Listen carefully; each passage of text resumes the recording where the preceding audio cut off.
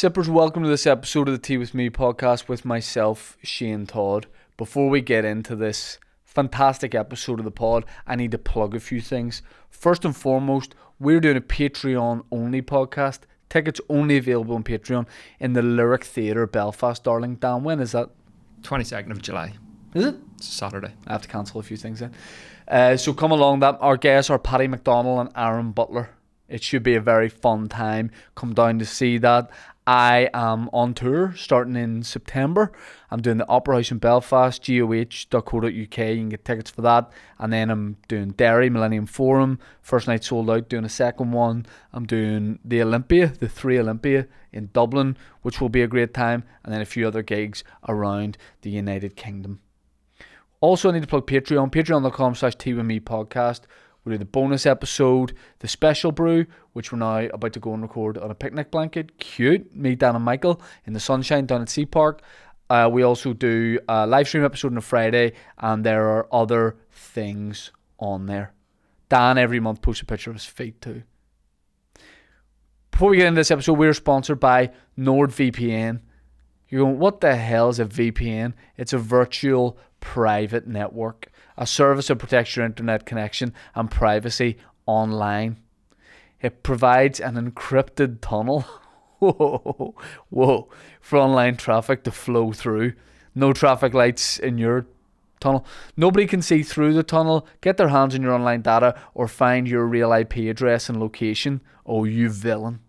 You could be anywhere doing anything. You could be looking up Irish League results in Panama.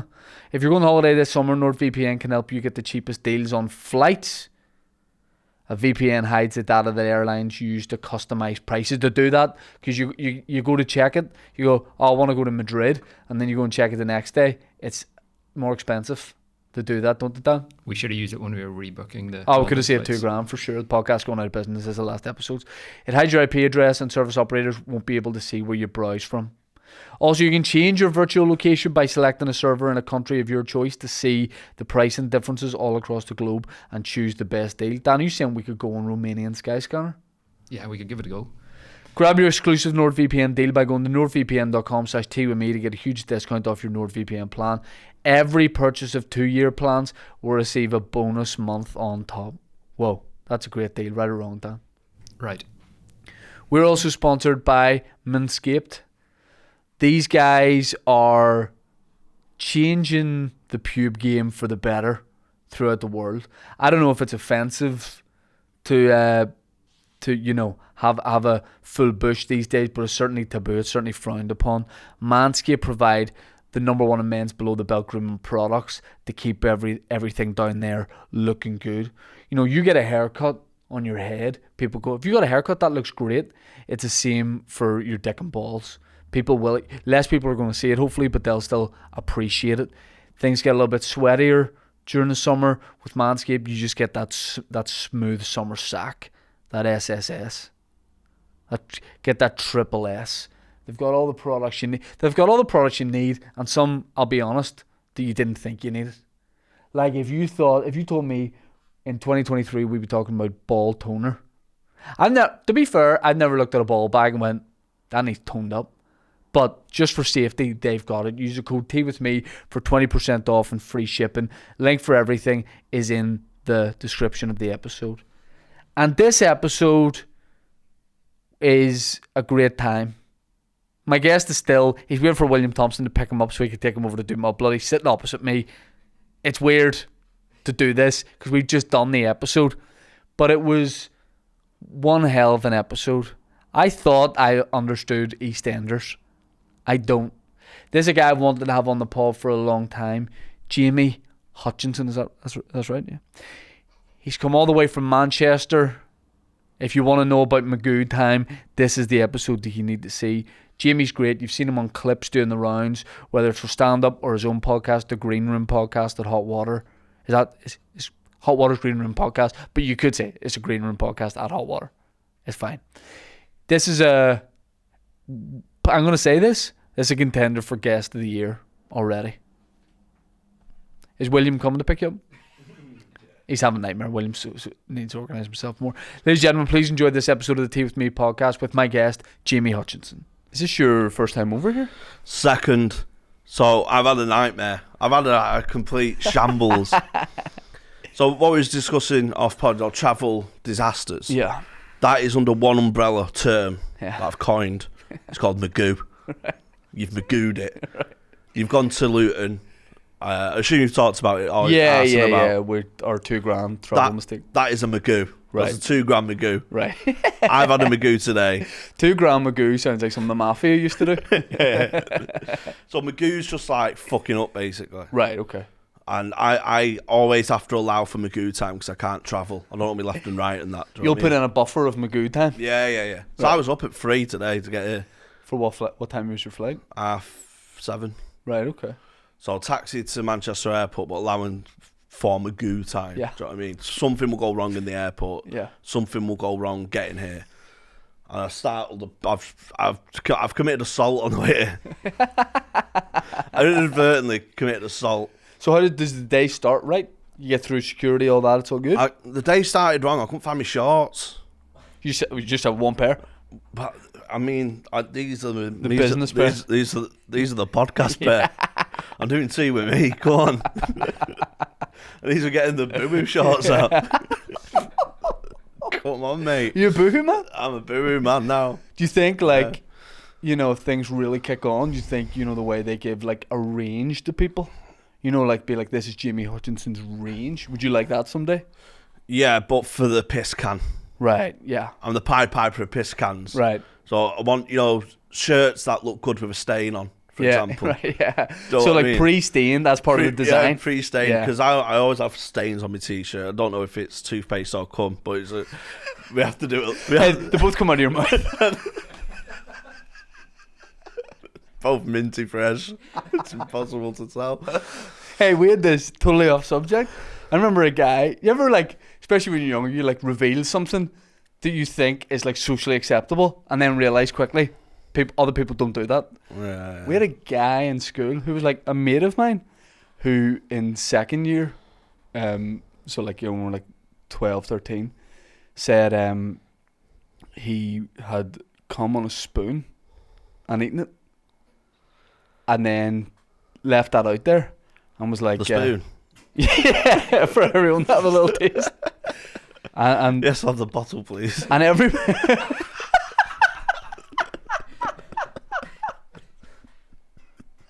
Poor madame.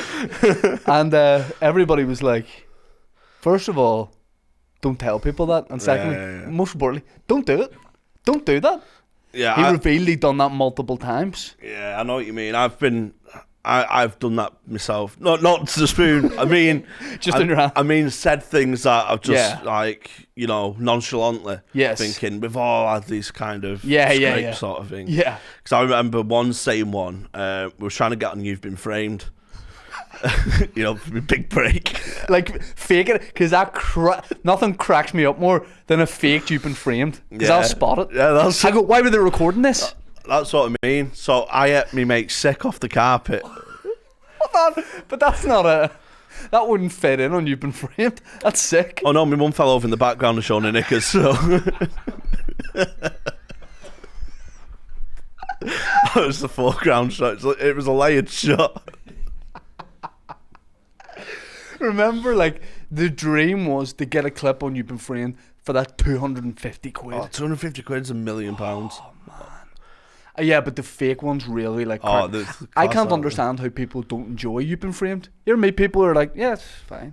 I'm like, this is hilarious. It's funny for the wrong reason. I love watching things for the wrong reasons. I'm addicted to EastEnders and stuff like that. Yeah. And bad telly sort of thing. Right. Just to enjoy it for its faults. So, to take it back to the travel today. Yeah. When you get to the airport, is it smooth sailing when you get to the airport? I nearly did a wrong turn because again, arrows. I fucking hate arrows, mate. Do you know what I mean? You hit arrows? Yeah. The Romans invented straight roads for a reason. Yeah. There was no left and right back then, mate. Do you know what I mean? Fucking straight. Yeah. Why does everything have to be a next right? Yeah. Do you know the phrase, take the next left? Or take the second left? Yeah. Until I was about 23, I thought that meant go left and then another left. Take two lefts. Right, yeah. Not the second left. Do you know what I mean? Yeah. So I don't understand. I've not got that part of my brain Like, if you ask me the capital of Finland, I'm fine. But if you ask me to, like, go to Boots and pick up, you know, some deodorant, I'm like, I fucking can't. I don't know what you mean, mate. Right. So I don't have that cognitive skill. You don't know what that means. I know what it means, but I can't. It loses translation from my brain to my legs. Like, I don't know how to do this now. I don't get it. So you gave me the address before. Yeah. I just copied and pasted it into maps. I ended up in, and it had a number 10 on it. So I went, there's number 10 there. There's number 10 there. It's in Northern Ireland. And it's a 10. Come on, mate. You think it's just one street? I'm at 10, Northern Ireland. Get off the plane, go left. Yeah, that's what it's like. Nah, that's us. Do you know what I did? Right, so I nail it getting on the plane. Right door, right seat, everything. Yeah. Fucking banging. Thankfully it wasn't left or you wouldn't have got it. I'm banging this fucking travel out, mate. Yeah. What airline you with? I'm Ryanair. And EasyJet on the way back. I'm the regular Anthony Bourdain, mate. Yeah. Right, I'm flying here, literally. Yeah. Right, and metaphorically. Get off, and it says, right, you take the airport transfer bus to somewhere in Ireland. Yeah. Right, I get off, I start walking the bus route, thinking it's a 17-minute walk to the bus stop.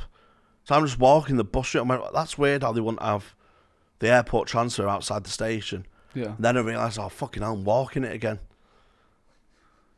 So you were walking The bus route, yeah. So I had to go back on myself and fucking hell, the bus, yeah. But they're not. Did you fly in the international or city airport? International. But that's not like, you wouldn't get off there and go, I bet you the studio's round here. It's in the middle of nowhere. Yeah, I know, but it's 2 buses to here. Yeah, from international. Yeah. So, and one of them had a 17-minute walk in between bus stops. So I've just got me a 17-minute walk. So in your head, you get Walk to the for airport 17 and go, minutes. if I walk for 17 minutes, I'll be at tea with me. In any direction. I'm not unfair with your roads. Did the Romans come to They're Ireland? the same as yours. So then I realised, fucking I'll go back on myself. So then I got the 300, and then I weren't allowed on the 300 because I didn't have a ticket, and you couldn't pay with a card on the bus. You had to download an app and all that. So Magoo is creeping up. Yeah. The Magoo bar is rising, and I get really flustered. Right. I get stressed, I have a hissy fit, and I've got an handbag with me today, so it looks fucking great to have an hissy fit with. Yeah, yeah. Get the 300, then it's a 10-minute walk to a bus stop called Waterfront. Yeah. Yeah, pink. And there's loads of different types of bus. Yes. Do you know what I mean? There's a Why, glider, man? metro, Ulster That's bus. what I mean. Just have the stop. I agree. I hate it all, man. I hate different colours shouldn't interact, man. Travel-wise. Thought you were starting a new point. Travel-wise. Just keep it all grey. Yeah. And green for destinations. And red if you go wrong, right? So I get on, and then it tells me to get off. So I'm just following Google Maps. Yeah. Right? Google Maps is the Magoo's friend. Right. Right? I get off, and it says, walk here now. And I just pasted your finger. And it said 10 something court around here. You're at the top end of the town. Top end, yeah. So I ring the buzzer, and it's a block of flats. It could be a podcast studio, do you know what I mean? Yeah. I've recorded in worse. Yeah. Could be, and I buzz, and they just buzz the door just so indicating you can open. Now, can I say, that's one of my biggest fears in life, when you just get buzzed. You need the person. I want the person to go, come on up, I'll come meet you at the door. Yeah. When you get buzzed in and that door closes behind you, it's a labyrinth. Well, that's what I mean. So I notice a number 9. Now, numerically, I know 10 is very close to 9. I've got this, sus. Yeah. I've bet up them flight of stairs as a 10. I can't see it yet, but I'm pretty confident here. Magoo levels slobbering. We're going back to green. It was in amber. We're going back to green. Right. Everything's placid. This pensioner answers in his underpants and socks, going, hey. That's my dad. Well, I said, is this Shane's house? And he went, what? Anyone? And he couldn't hear me, so I'm trying to repeat myself. And now it sounds like now I'm over. I'm here to see Shane. And he's like, hey. And then, because of the commotion, a nurse come out of number 9. Right. And she's like, what's going on here? Because I just look like I'm shouting at old man and his underpants, you know what I mean? And it was a resident. In the boohoo shorts? In the boohoo shorts. And I just felt like a burglar, do you know what I mean? I think you went into a fold. Do you know what a fold is? No. It's like a old people's independent living. Yeah, so that's what You've it gone was. into a fold. That's what it was, yeah. Just saying, I'm here to see Shane. Yeah, it was an old, yeah. It's different off camera, isn't it? Now, the great thing would have been... the great thing would have been if he had eventually heard you and went, oh yeah, they're in the kitchen. I'm the producer. What's a like? You said you've recorded in worse. Have you done like? I imagine you get asked to do podcasts a lot. I've seen you on a lot of podcasts. I think you're a great guest, such a funny guy. But have you? We've all agreed to do stuff, and halfway through, you're like, oh no. Yeah, just one because I feel back from when I was just an open spot. I've just said yes to so many stupid fucking gigs. You know what I mean? I ended up giving a lecture to 14-year-olds once in like one of the roughest parts of Manchester. On what? Well, right. So I was about 3 or 4 months in. I was getting paid 50 quid. Right. £1 million. Yeah. 50 quid to do comedy. I'm a fifth of a Eupen frame club. That's the way I think of 50 quid. 5 of them a week and 1 Lisa Riley. You didn't realise how bad Lisa Riley was at hosting it until Harry Hill took over. Harry Hill, yeah. And then you went straight into TV Burp after. Yep. Come on. He took too much on. I love TV Burp though. Incredible show. Yeah, but he was doing that and You've Been Framed at the same time. Yeah, too much hill in it. Yeah. Too many hills doth not make a mountain. Yeah. Is that a phrase? Phrase now. Sounds good, doesn't it? That's what you said to that guy in the flat. Just left him confused. Too many hills doth not make a mountain. I hope you survive winter. Cheerio. Yeah, so I'm getting paid 50 quid. My mate, who's also a stand-up, had a really big social media following before we did stand-up. Right. And so, like, people were approaching for gigs he weren't ready for, sort of thing. Mm-hmm. And they went, yeah, we've just got a youth club and we're just wanting you to, like, you know, do some stand-up, basically. So even then I was a bit hesitant. They went, no, they're all 16 to 18-year-olds, it's fine. And I turned up and they were 13, 14-year-olds. Mm-hmm. And I'm 3 months in. I can barely play a room, do you know what I mean? Yep. And 14-year-olds. And I had a bit about Friends, the TV show. Mm-hmm. Joe, my political stuff. In the satirical era. What is Chandler? And then they was like all confused, like didn't even know what Friends was. So like, oh, for fuck's sake, this is a nightmare. Then this guy was like the cock of the group. Do you know what I mean? And I was intimidated by this 14-year-old who was, manspreading. This is shit, bro. I went, oh no. I abandoned my set. Yeah. And I went straight into apprenticeship ambassador role. Right, yeah. So I did voluntary work as an apprentice ambassador.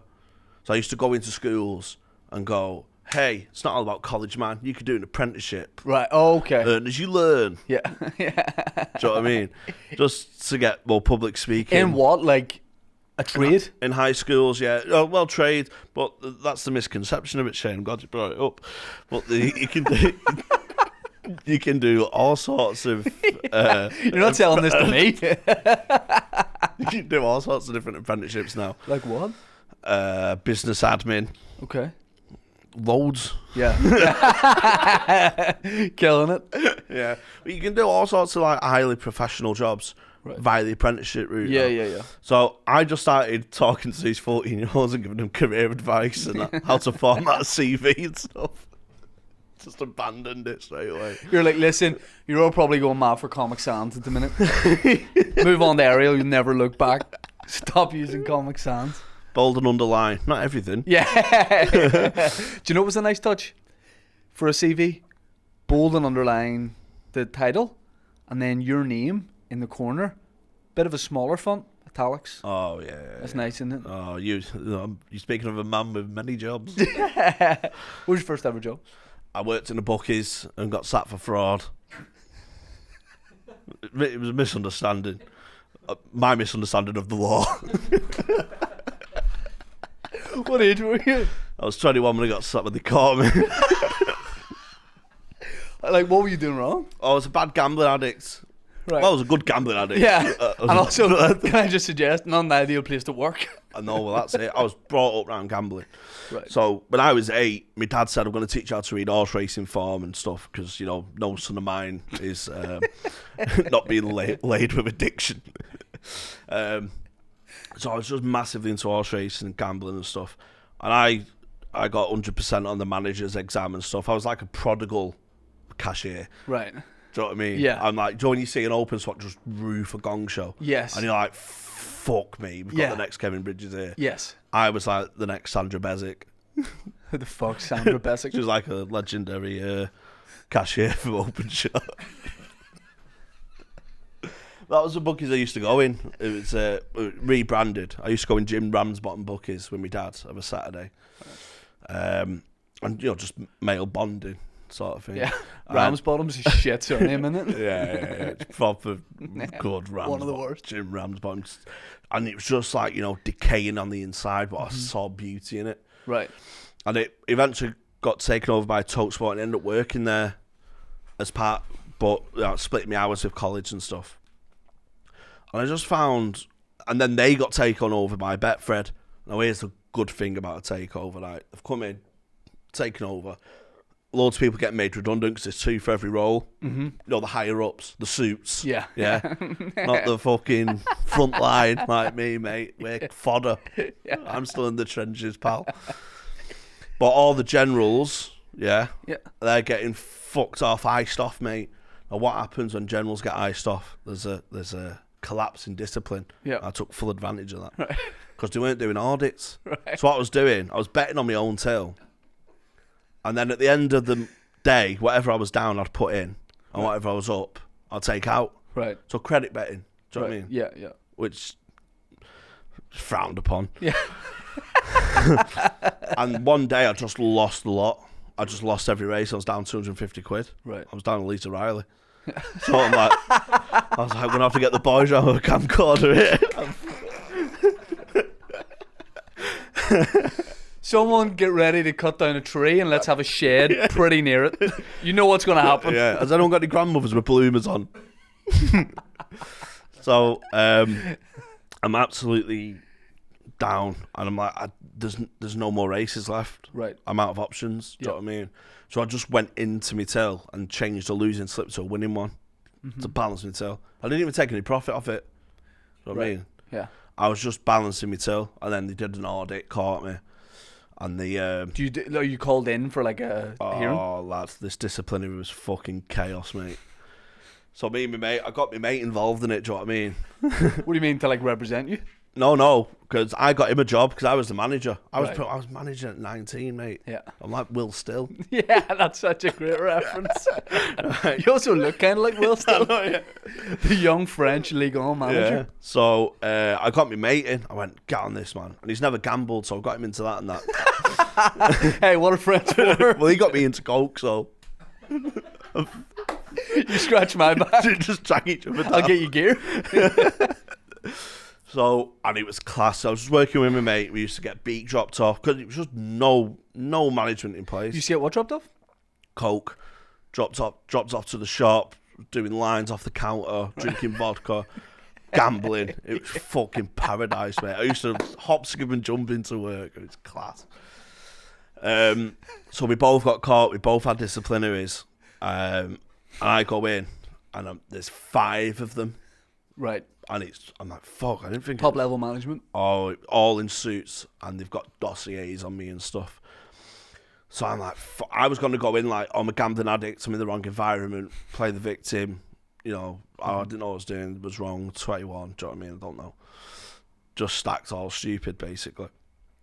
And they start, so I'm just thinking it's all about the gambling and stuff, and then they fucking pull up CCTV. So there was this, I'm trying to, this sounds infantile now, but there was a fit girl who worked in Ancoats, and you used to have to ring each other's shops. You know, if someone's got... A different branch? Yeah. Right. So sometimes you have to converse with your other shops, like, oh, thing is coming with a betting slip from your shop, blah, blah, blah. And every time she rang, I'd put my finger through my zip and pretend to masturbate to her. Smash on the phone. Just to amuse myself and others. Yeah. And they bringing that up on camera. And they went, and because it's like, it's not the best image. Then, are you pissing on the shop floor? And no, I weren't pissing on the shop floor. I was just pretending to masturbate. So I'm like, it's weirder that it's your finger that you pretend to wank off. It'd be less weird just wanking. Yeah. Well, doing all that faces and that. And then we used to get rolled up posters, to put in the window, advertising, like the a odds cup on final or yeah, something. the odds on the match and shit like that. So we had 4 rolled up posters. It was Grand National weekend, so we lined them up on the shop floor. I mean, mate, on our swivel chairs, and we just had our own Grand National around the house, like around the shop, breaking the chairs. Fuck. Yeah. And what you doing here? Oh, it's Grand National weekend. Just trying to get the spirit of things and stuff like that. See us drinking on the job. Yeah. And you're like going in, bringing in a bottle of vodka from the shop, hiding it in the kitchen, and then keep coming back with glasses of Coke and gradually getting more pissed. And then what you doing here? It's just Coke. So I'm getting absolutely hammered. And they went, how long has it been going on for? And I went, like, since the 2nd week I passed probation. Since training. I worked out a flooring system. So then I thought, I'm fucked here. Yeah. But I'll try and be like DiCaprio in Catch Me If You Can. So like, I know how to beat the fraudsters because I'm the fraudster. So I'll come and work for you. You flipped like that? I went under no pressure, mate. Because it was so about getting the police involved in that. Right. But I was just like pleading poverty. And they went, how long's your mate been doing it? I went, I got him into it because I was like, I'll take the rap for him because it's, my thing to do. No one Hemi will not part with that rap. Oh, mate. So we're there for an hour. And my mate's next in the disciplinary. Mm-hmm. And we've just gone for, maybe a slap on the wrist or something. Might get sacked, but it was proper intense. Yep. Like, they're bringing dossiers up of bets like fucking ages ago, comparing my handwriting, all this stuff, and it's proper intense, about an hour and a half, this meeting. And I come out sweating. Yep. And my mate's next. I've come out like ashen. And my mate's like, whoa, why was you in there so long? Is it that intense? I went, oh no, it's fine, we just had a chat for me. We did 20 minutes of discipline, and then we just had a brew in that. Could be sound. Don't worry about it. So he went in like, oh, fuck no. It was class, and then neither of us wanted to tell our mums who'd been sacked. Yeah. So we just went on the piss all day. It was fucking class.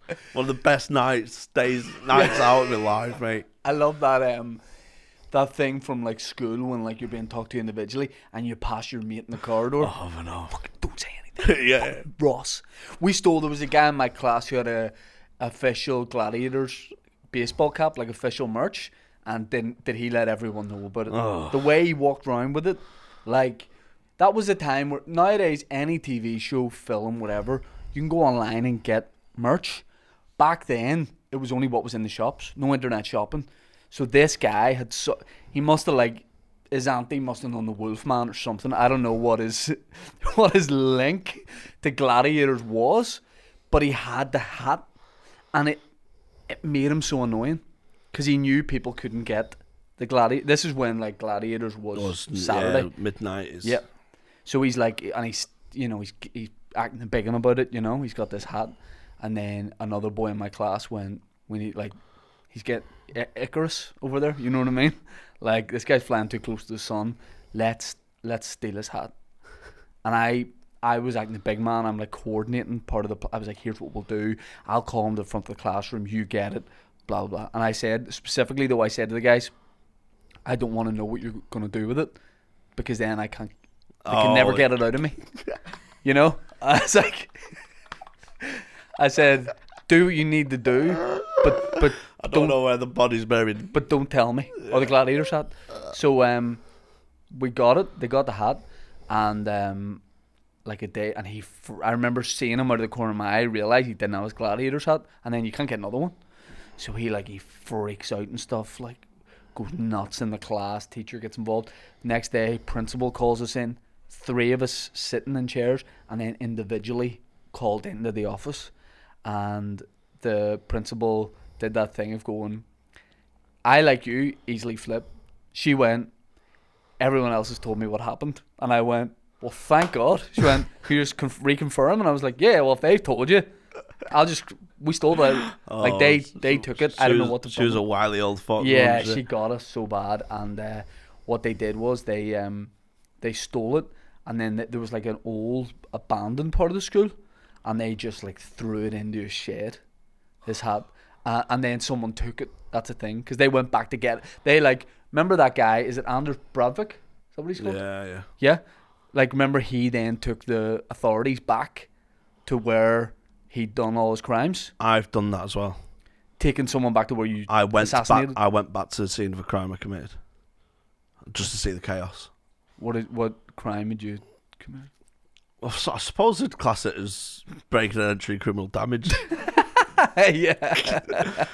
Like 13, I lived at 7. I lived at a certain street, Buckman Street. Yeah. Number 7 Butman Street.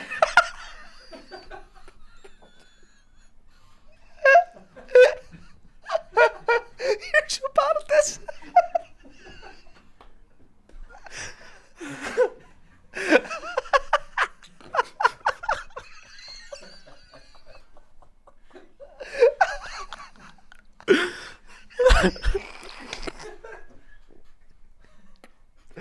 I had to get the street name because of the nicknames we had. Oh. You lived on Butman Street? Buttman? Yeah, number 5. So I lived at 5 Buttman Street. We then left for Pastures New. Right. Moved to RBA Lane. My mate moved into Buttman Street, my house. Oh, okay. So then I was like, oh, we're the Buttman Street boys. We're a nickname for a couple of guys. The Butman Street Boys. The Butman Street Boys sound like in Mafia days. You call in the Butman Boys, but they never really get the job done. He preferred Sean and Jamie.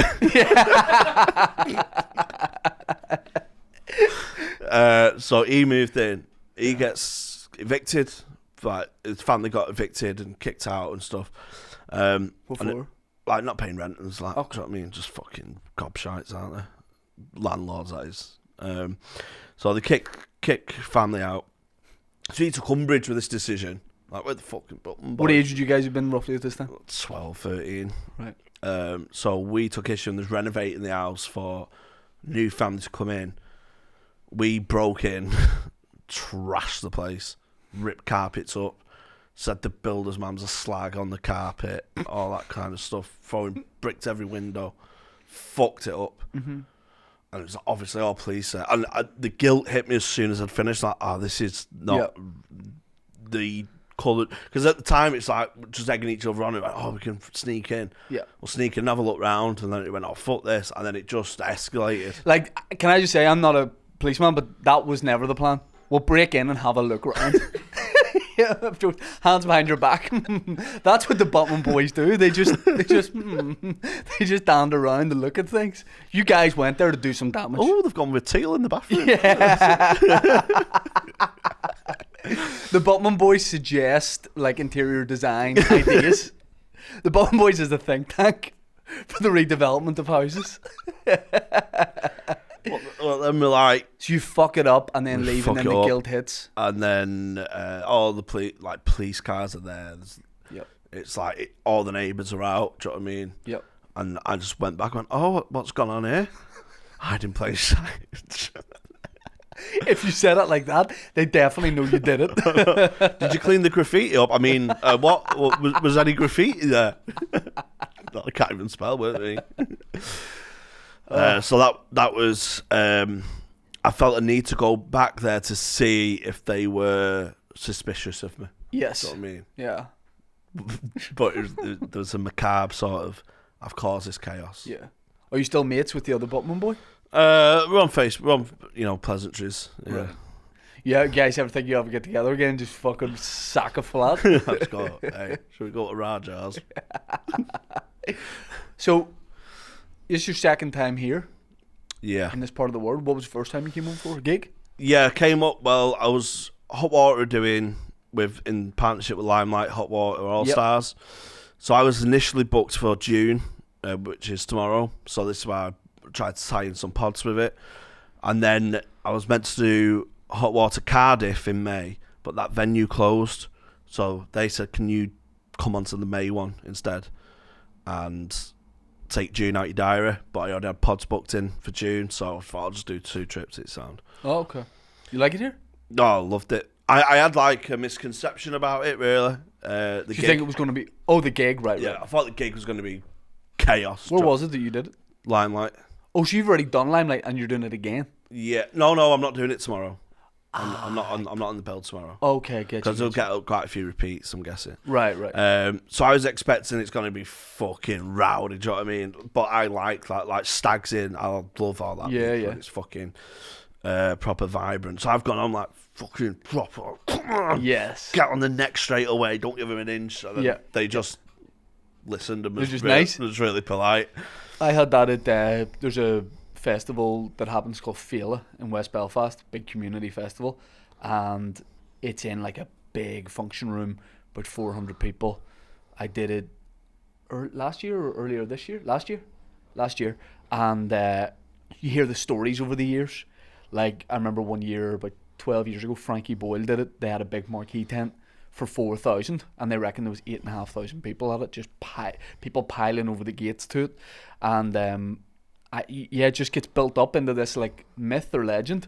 So I'm backstage like you, going, this is going to be wild. We're going to be fighting fires all over the place. So I'm hyped up, and I go out, and it's just like the nicest crowd. They just literally want to hear stand up, and they're like, they're the right level of liveliness. Yeah, they're not interrupting your show. They're getting involved a bit, but add into it. Yeah. If you like a bit of crowd stuff, it's the level that you want. Yeah. The worst example of that was my first time doing a Frog late show. So this is you're from Manchester, yeah? So and this is your club. Frog that's my home club. Yeah, but it took a while to get in because the previous had an agency book it, and you couldn't break through as an open spot. Yeah. So, and then the agency stopped booking it. And the first thing the Frog did was give us all weekends who were coming up, which was nice. So they booked me for a Saturday late show, and I'm hearing all these legendary stories about the Frog late at night. So it starts at like 11.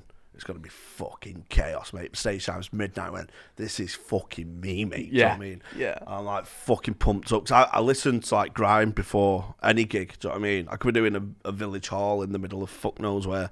I'm fucking listening to Storms of getting ready for these pensioners. Do you know what I mean?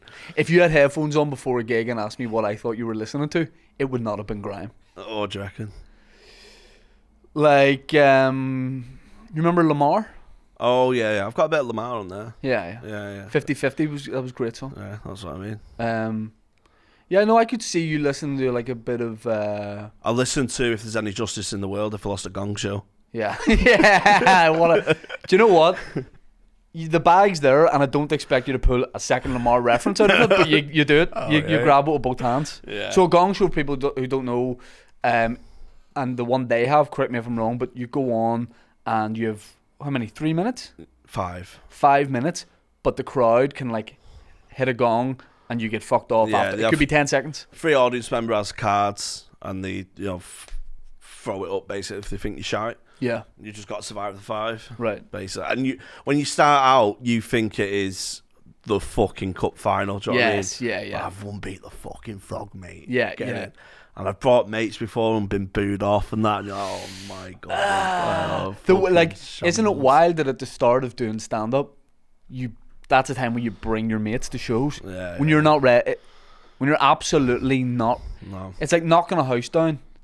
Show them when it's built. When you've got the furniture in, and obviously get the Butman boys around to advise. Take it out, But at the start you're like, I've done 2 gigs. Come and see this. I got an applause break, and I've just thought this is live at the Apollo by March, I'd say. Yeah. Do you know what I mean? You're just so deluded. Yeah. And it was so I've been through all the gong shows. I've done the 8 spots. I've fucking grafted the Thursdays. Done like 5 Thursday 10 spots, and they've all been consistently good. So I'm ready for this midnight show now. Do you know what I mean? Not done many weekend gigs. Done the odd Friday 10 spot and stuff like that. But I'm fucking pumped up. This is gonna sound really embarrassing, But I listened to what's the fucking Bittersweet Symphony. The Verve. Yeah, walking down walking down Oldham Street, fucking barring people Not out the way. getting, yeah. Turned up, they'd sold 8 tickets. Did they cancel the pull the show? No, they did it. 8 and like 300 seater. The thing with that is why that's a nightmare is the stage is quite So high. high. You've got ground and a balcony, Yeah, and I've done it on tour back in the day where I didn't sell any in the balcony, and even that's it. The floor's packed, but it's still a nightmare because you're like towering over them. You need the whole venue to be packed.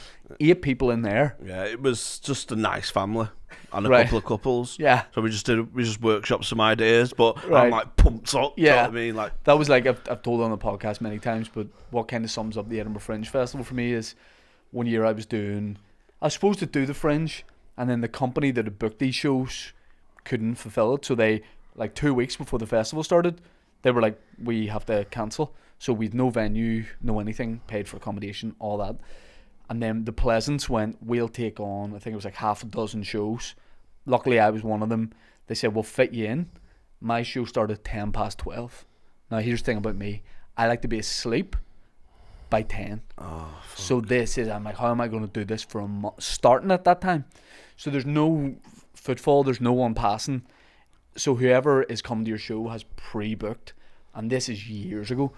So my venue held 70, and I would always say, don't tell me how many people are in. I'll just come out from behind these curtains, and it is what it is. But behind the curtains was just a wall, so I would have to just stand there. So like people probably think, oh, you're backstage drinking and hanging out with friends. Yeah. For the 20 minutes where people are coming in, I'm just behind a curtain. So this is like a Friday night, so I go Friday and Saturday always busy, and the music, I've got this like pre-show playlist, like Motown, everything, and I'm like, this is gonna be a good one. And my friend told me about doing this thing. I wasn't doing well at the shows. My friend said, you should do this thing. It's like a power stance before you go on. My mate goes, just like, it's all about the positive body stuff. Get a power stance going. So I'm like, come on, Friday night Fringe. Music stops. It was I'm pretty sure it was a Bruno Mars song, really like uplifting. Music hits. Ladies and gentlemen, please welcome to stage Shane Todd. Come out from behind the curtains. 2 American guys and my dad. Oh, fuck. And I said, I was like, well, maybe not do, like, I said, I'll give you guys like a refund, and I'll take you for a drink. You two, me and my dad, will go to the bar. And they were like, do the show, and we'll give you a refund, and I'll do like a half-hour version of the show, and it was great. Yeah, I did 65 minutes to bar staff at Leicester a few years ago. Did they stay behind the bar? They stood at the back and was milling around. Right. And How big was the event? Was this Leicester Comedy Festival? Fit like 80, I'd say. And zero people came? 0 people. No pre-sold tickets. So I went, it's the festival. Come on, people get on the door. And I see my flyers that I sent 2 months earlier still in the polythene bag behind the bar. So, okay. And they went, you don't have to do it. And I'm like, oh, this is embarrassing, man. Yeah. Do you know what I mean? I did a preview in Manchester, and obviously because I'm from there, it sold out. It went really well. Like, couldn't have gone better. And like, it's my first time doing an hour on stage. I'm like, I've got it in me to do an hour. Do you know what I mean? Yeah, It weren't yeah. a perfect show, obviously, but I built it up in my head like, yeah, I'll go to Leicester. I've got momentum in the show, and no people came. I'm just like mortified. The only time I've been more mortified was when I did an open spot London Comedy Store, and Alan Cochrane was compere. Which, by the way, obviously for anyone who doesn't know, Yeah, it's it's a like a huge trial. deal. Yeah, like a trial spot. Yeah. It was in the Manchester one. Alan Cochrane was compere, and he Yeah. was like, I loved him before I started stand-up. I'm like, fuck, don't talk to me or anything. I went on and fucking stunk the gaff out, mate. In the London one? Oh, no, Manchester. Right. Like, they needed air glade Your on home there city. and stuff. Do you know what I mean? Fucking shambles. Right. Went on too aggressive, and I used to do like a character where I was like a sort of like a football hooligan, but really arrogantly self-deprecation stuff. So it's like yes. a contrast. But when it worked, it was amazing. When it didn't, it was just you look like a fucking And idiot. if you do a character thing, you're locked into it. Yeah, You can't pivot. no. So I didn't have the gears anyway for a gig not going well in any sort of sense, persona regardless, just not built up the experience yet. Yeah. And I was backstage, and I was just with Alan Cochrane, and it's just, it's like palpable.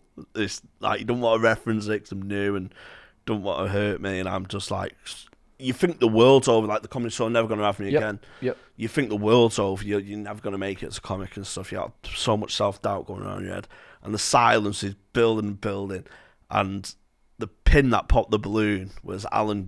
Have you met Alan? I know of him. Very Never met him. droll, very single tone sort of thing. He went, well, it has been hot today. I'm like, oh yeah, you'll see me in November, mate. I'm fucking killer. Will Magoo time be a night? Like, are you touring at the minute? In October, September to November. Will that be your first tour? First tour, yeah. Will that be a nightmare with Magoo time? Because that's a whole... Yeah, everything's got to be planned around Magoo. Magoo is the centre point of my life. It's like I wake up every day and go, how can I Magoo today? How can I go through today Magoo free? Right. Does that happen often?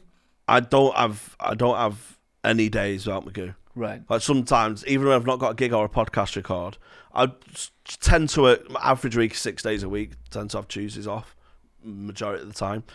And what do you do on your days off? Well, watch EastEnders. Classic EastEnders. Oh, you go classic. I watched two series, EastEnders, Yeah. classic EastEnders, Yeah. modern and Renaissance, I call them though. Yeah. So I go downstairs. I'm in 2003. So sorry, is Dirty Dan like peak Renaissance EastEnders? Not for me, for the more mature palate. All right. Sure, do you know what I mean? But he's an oyster to me. Right. Do you know what I mean? I'm over Filet man, Filet Mitchell.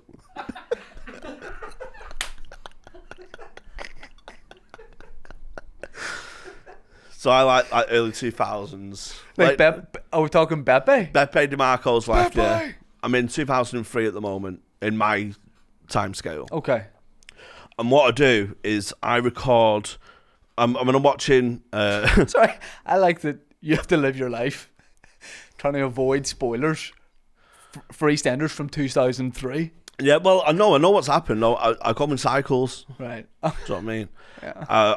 I was in Sorrento romantic holiday with my girlfriend a couple of weeks ago, and she was having a siesta. So it's like every day she goes to bed for a couple of hours. I'm like, fucking get in, watch EastEnders. So I have a rule. I have me rules. I have to have at least 10 in the bank at any one time of each. Do you know what I mean? 10 on record. What do you mean of each? Of modern and classics. Right. So I never catch up. I always have to have 10 in the bank. Okay. So I was flirting with Danger on the classics. So I go, right, I'll revert back to moderns. I'm 6 weeks behind. And it's building up to Lola's death.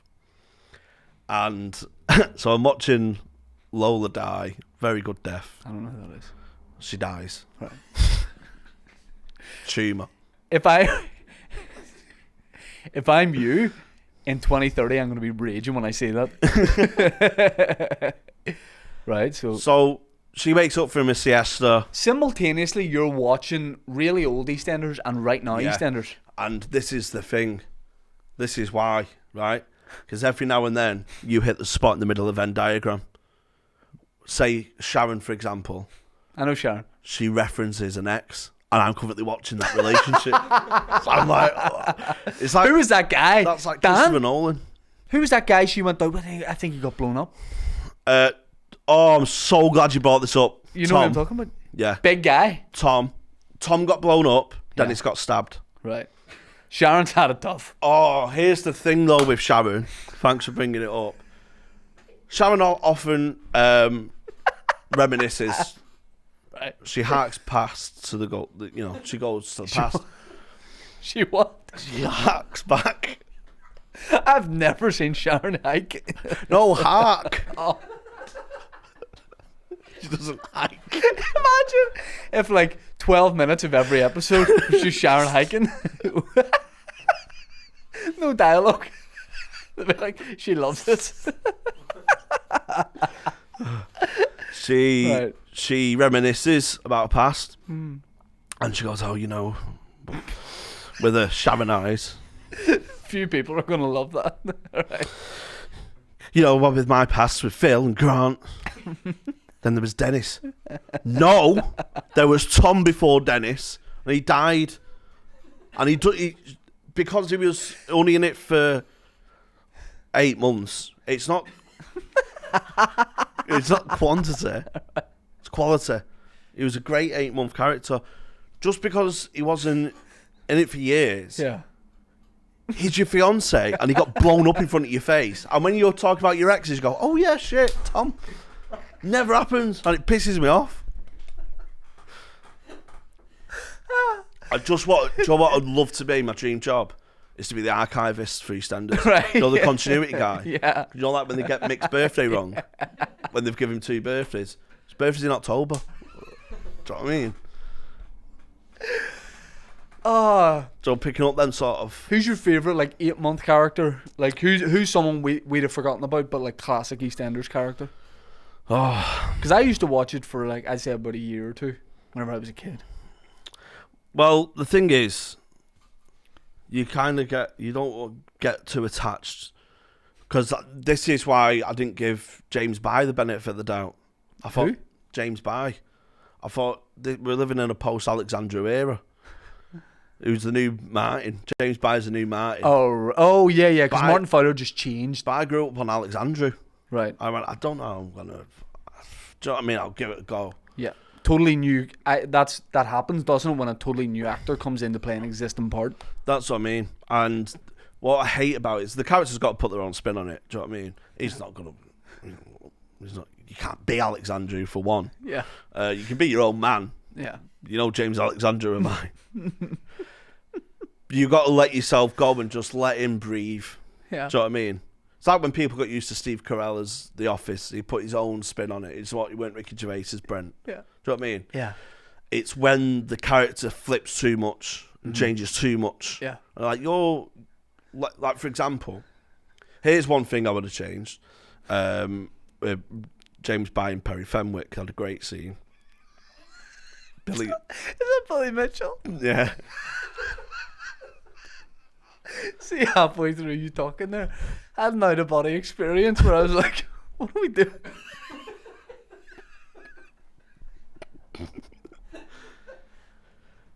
It's Sorry. the thing that annoys me about things not getting referenced. Yeah. That are massive milestones in someone's life. Huge, life altering. Billy's character arc, by the way, is a joke. For this lovable loser stuff, he was a fucking bully. Right. So Lola's on her deathbed, she's dying. Okay. He's the granddad. He can't deal with it. He's doing the very hack East End. I bottle up my emotions. I'm a man. Come on, let it go. He has a heart-to-heart with Martin Fowler. They talk through it. Now, I know what you're thinking. You don't. What was the one big milestone in Billy's life? Jamie Mitchell dying. Christmas Day 02. Great death. He's gone upstairs. The doctors. Great death. Martin kills Jamie. Right. So now he's crying. Surely Lola dying. He's going, oh, this brings back memories of Jamie dying. Right. You know? And he takes solace in the man who killed Jamie. Yeah. Why? Why is he speaking? Why not have a heart-to-heart with Sharon? Yeah. She's hiking. She's in the Cotswolds. Yeah, hiking and forgetting about Tom. If you want to speak to someone who thinks 02, 03 didn't exist, well, speak to her, mate. Do you know what one of the greatest things I ever saw was? I love out of context graffiti. Yeah. And I remember driving through a part of West Belfast a number of years ago, and it was after a big scene in EastEnders, and at about 8 o'clock the next morning, someone had gone out after the episode, and everyone in West Belfast woke up on the side of a newsagent's R.I.P. Nana Moon. Oh, Nana Moon, man. She's still alive in my world, so thanks. Oh, Alfie. Oh, Wow, famous Whatever boys. happened to? I genuinely did not expect to spend this long on this. Whatever happened to? Was there a weird thing where like when Jim Brannigan was still, they hadn't killed him off, but he was never in the scenes, and he's married to Doc Hutton, and she would reference him, but he was never shown on screen. The curious case of James Brannigan. Right. They were introduced to Jim Brannigan circa 95, 96 when Carol's marrying Alan, who's black. Jim. Does that come back into this at any point? Yeah, it does. Thank God. So she's getting married to him. Jim disapproves of it. He's an old East End racist. Horrific racist. Right? Jim? Yeah. Horrible. Disapproves of them being together. Doesn't recognise Billy, the son, as a grandchild.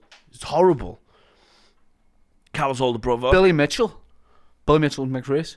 No, Billy Jackson. Right. See, I hate it when they have different. Yeah, Billy Jackson died on a couch Right. after the party. When Bianca found him. So, Jim's dead racist. Yeah. We're introduced to Carol's siblings. Here's what this so annoys me. It's when we're introduced to Carol's siblings. There's April, Derek, and the brothers, plural. I don't name them. Later on in life, 2014, 2015, Susie Brannigan comes in it. There was no Susie in 1996. Where's she? Yeah. You can't just fucking magic her up. It pisses me off. Yeah. And then she comes in, fleeting moment, as a romance with Phil, causes a bit of drama, leaves, never seen again. Never referenced, never spoken about again. Do you like family funerals? Oh, no, just a little Susie can't make it. Nothing. She actually didn't exist. Bring characters in, sure, but don't attach them to a family. Right. Especially fucking First Blood. Make her a cousin. Yeah. Do you know what I mean? Yep. Don't commit to it. Yeah. I hate that when they just add a branch to a family tree. No, get another pot. Put some more seeds in. Can I ask you something that doesn't offend you? What is wrong with you? I'm just passionate about this. Oh, man. So he starts off racist, Jim. Yeah. I forgot we haven't solved Jim. Yeah. Then Carol goes away, because of the witness protection, because Billy sees an armed robbery. She goes into witness protection and that. Jim has to come and look after Sonia and Robbie. And Jim is from this horrible, nasty piece of work. And he's about mid-50s when we see him. Character well established. And he comes in and is this bumbling, lovable old man with a bow tie who's best mates with Patrick and he drinks too much. What? Right. What's gone on there then? So we never see a gradual change in his opinion or a pivotal moment where he goes, what am I doing, man? Yeah, it's just a fucking lazy man. Is Jim dead? Jim's dead now, yeah. Do you think Jim do you think he did change? Or do you think he just buried it and do you think he died a racist? No, well, the thing is, he buried Max alive. Buried him alive when Max was a kid. Do you know why Max is so fucked up? Max Brannigan. Oh, he didn't die? No. Right. I was like, that's wild that he buried him alive. Jim did it to punish him. Right. Do you know what I mean? Yeah. So how's this guy who's got these horrible views, racist, misogynist, ends up marrying Dot and he's just this lovable oaf? Mm-hmm. Make him a lovable oaf at the start. Or keep on the racist train. Yeah. Don't keep on the racist. You can't be, and that's another lesson in life, you can't be an oaf on the racist train. No. I think that's fair to say. Yeah. That's wild. Where are you going to be touring? I'll do Walford. 2 nights at the Vic. I'm all over, mate. Just different, like the calf. You know what I mean?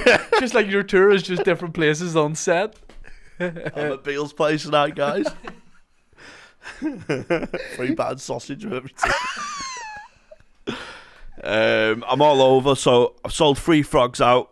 I'm going to put a 4th one on. Congratulations, that's great. Nice one, man. And there's loads of extra dates, so extra date in London. Nothing better than getting support in your home city. Yeah, that's it, mate. Because not everybody gets it.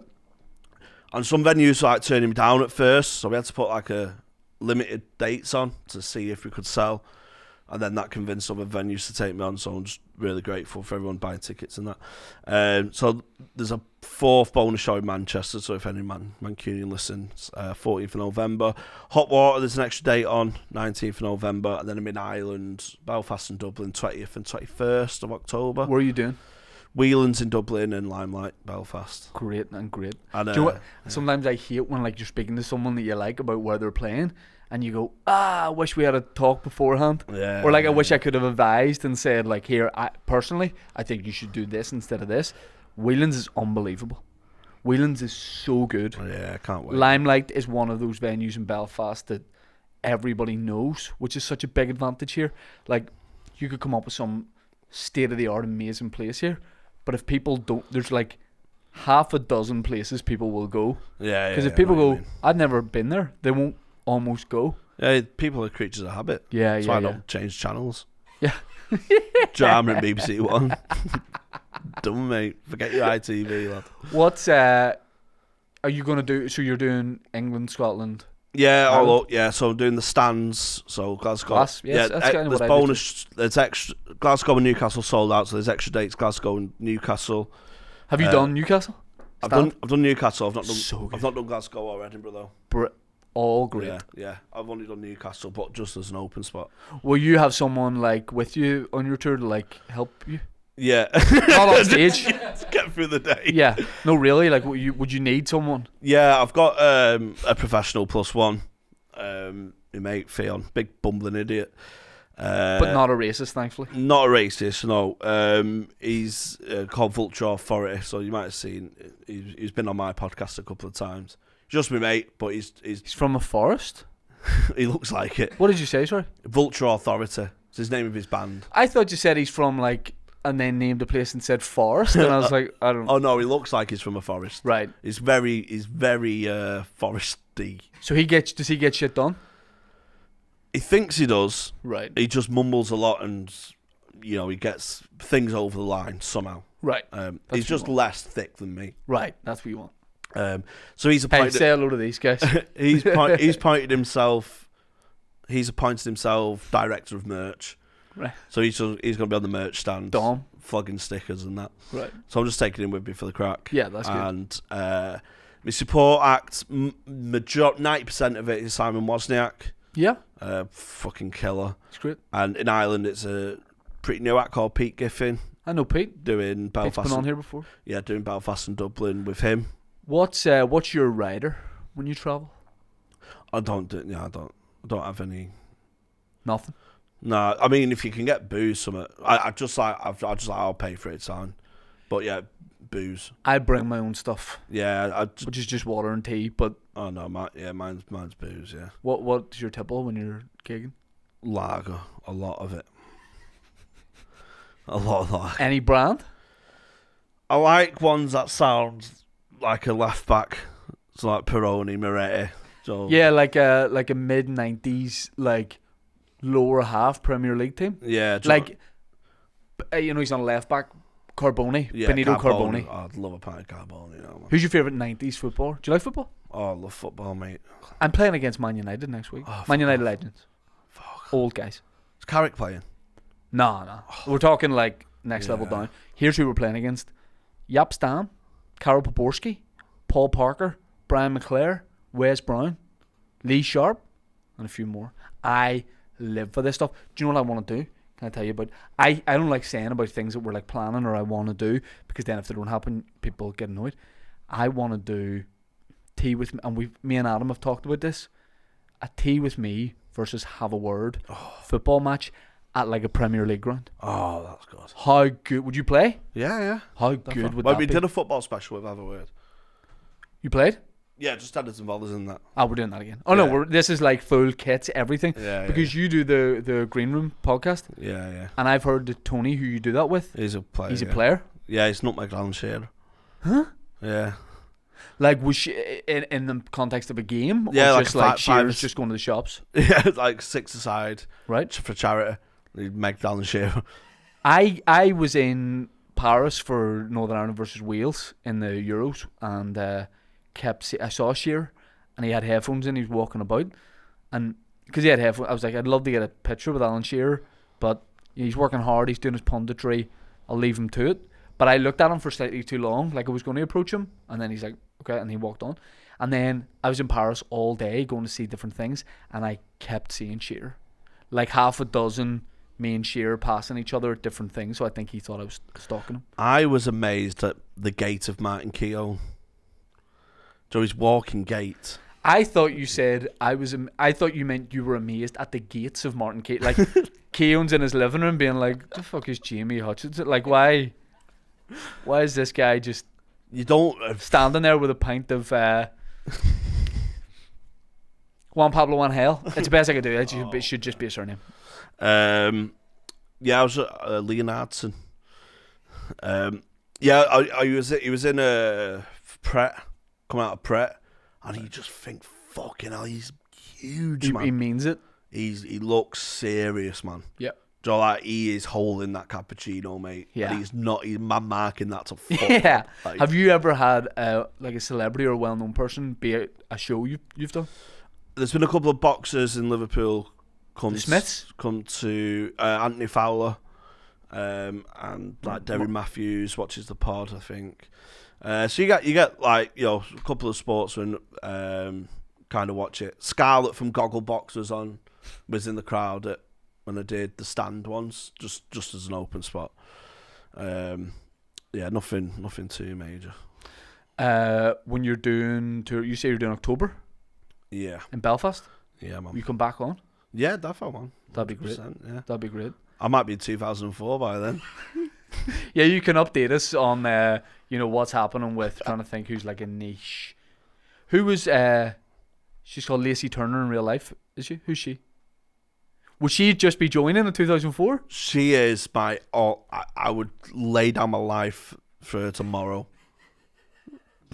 I would die for Lacey Turner. Right. One of the saddest moments. That's big.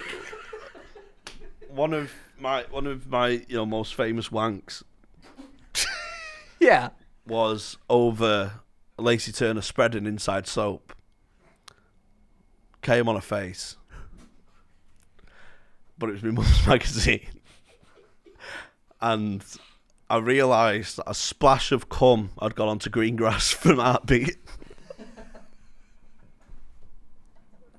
As Marlon from Emmerdale looks on from the opposite page. On his little mole. On his little nose wart. Looks like moisturiser for his nose. That's a prop? Yeah, then I was trying to hide the evidence. I mean, I was like, where's the inside soap? And it's in the bin all stuck together. So, why have you thrown it away? It was... I went...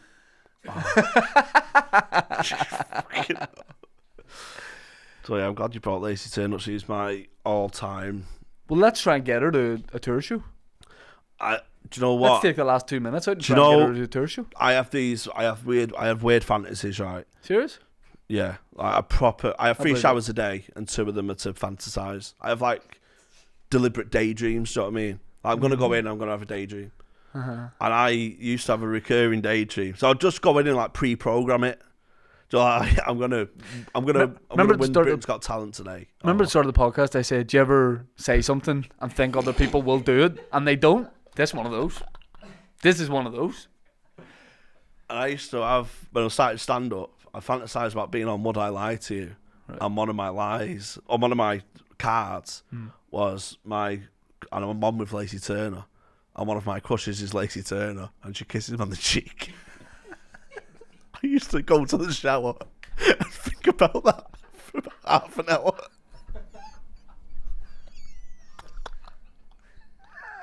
Why do you have to be in the shower? It's just the atmosphere of it.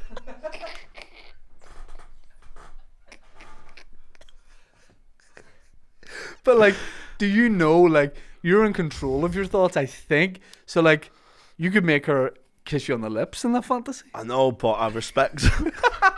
You respect her? Yeah. Yeah, I'm sure that Inside Soap magazine, that really reflects Well, that is what got me to, I need to stop being a misogynist here. Right. She, I'm going to get a peck on the cheek for God's sake. But this pre-programming dreams, I started a sales job once. And it's all like, Brent Pete, fucking David Brent types, you can imagine. I just bounce into different call centre jobs, get sacked every 2 months and just go into another one. Yep. And it becomes like a circuit. Right. Because you're just with all the fuckheads. So you're like, oh, fuck, I remember you from BPI. You're just going round, and I was in this one. Proper, like, go-getter sort of people, beanbags and that, shambles. And 3 of us started on the same day. Oh, this was one of the most... I've got a high threshold for shame. This was, oh, no, mate, I've fucked this right up here. So they said, your task in your dinner is to come up with a Dragon's Den pitch, right? And pitch it to us. Whoever wins 50 quid, or you get to go home early. Just a prize. I'm third, and so I'm seeing the first 2 pitches, and as soon as the first guy starts, I go, oh, I've misjudged this. I have so misjudged the tone of it. What does he pitch? So he's pitching, he just sound business ideas. He's like, well, what we can do is we can capture the quote, and if they don't go ahead, we can sell that information to a third party, make money on the back end, and we just get commission off them if they consent to data protection. Just another revenue stream, and not every lead is a lost lead. And he's like, oh, that's well done. And I'm like, oh my God, lad. What? They're meant to be real. What did you pitch? So the second one goes on, and he's similar sort of, well, what about if we compare the quotes from our competitors on screen with the customer journey, and if it's within something we can match, and we've got them on the phone, and, matching quotes as an idea. So they're going, oh yeah, we could do that, and then they start making fake projections, and go, we currently lose, because you got a book of stats, like right. We have like a 20% success rate, and I think that 20% with lost quotes will turn into 33%, and then 50% in 3 years. They're doing all this stuff, so they've done all sound business ideas, projections, SWOT analysis. So the weaknesses in the plan, the opportunities, the threats. Well, the threats are the competitors could get wind of it and lower their prices and stuff. I went on after all this. I went, imagine you could program your dreams right.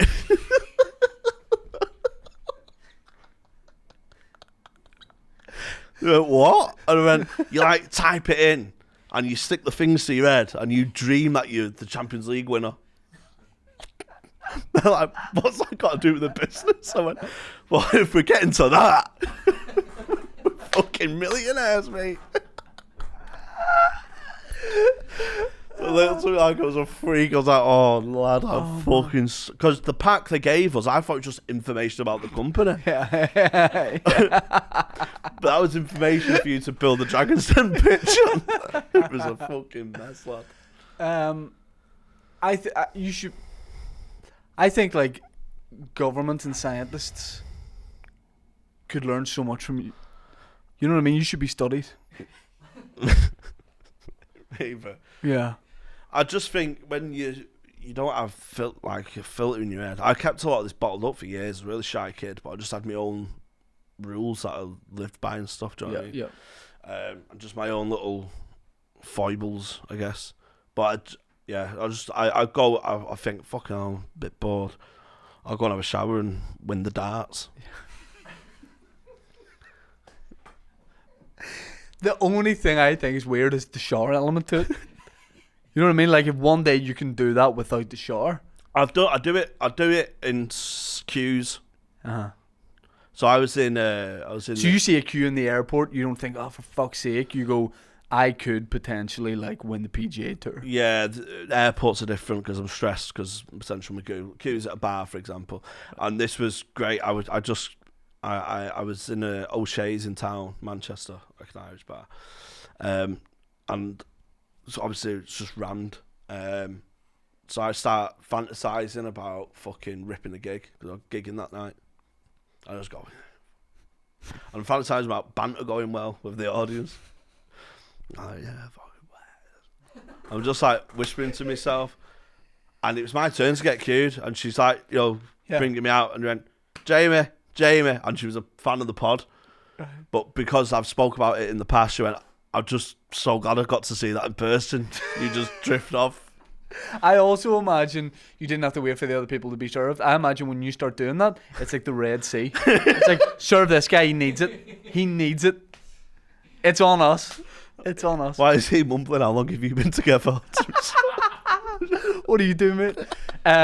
Jamie, thanks a million for coming over and coming on.